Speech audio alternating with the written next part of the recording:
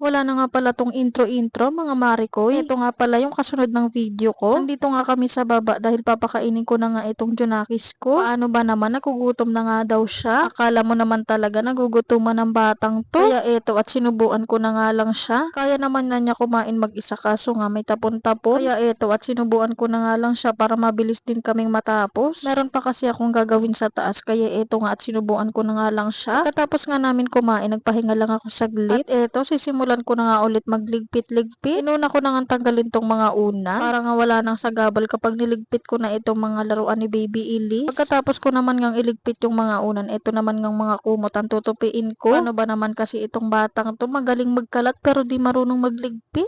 Ay Diyos mio.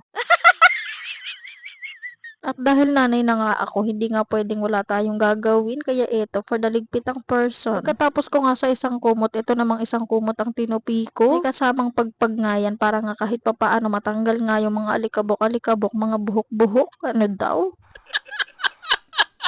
At pagkatapos ko naman nga magtupi ng mga kumot, ito naman mga laruan ni Baby Elise ang itatabi ko. Todo yuko-yuko nga ang person, makuha lang ang dapat makuha. Hindi naman kasi ako yung nagkalat, pero ako nga yung magliligpit.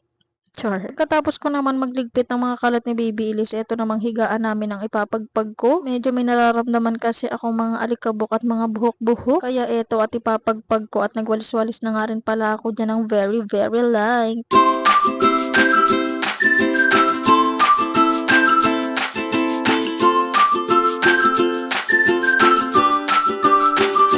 Pagkatapos ko naman ngang magwalis, ilalatag ko na nga ulit itong higaan namin. Pagkatapos ko naman ngang ilatag itong higaan namin, ilalatag ko naman nga itong sapin ni Baby Elise. Sapin nga pala niya yan para nga pag umihi siya, hindi nga mabasa yung higaan namin. Sa gabi na lang kasi siya nagda-diaper at buong maghapon nga ay hindi na. Balik ko na nga ulit itong mga unan para nga mamaya ipapatulugin ko na nga lang si Baby Elise. Dahil tanghalin na nga rin ng mga oras na to at hindi pa nga siya nakakatulog. At tignan nyo naman, ang sarap na nga ng higaan niya, o diba? Sana all. Nakatulog nga pala siya ng mga oras na yon pero hindi ko lang na-videohan. Pagkagising nga niya, eto nga, nagpunta na kami dito sa papa niya. At yung papa niya ay busy nga dahil merong ginagawa. Hindi ko napansin na meron pala siyang sipon. Nakita ko na lang sa video.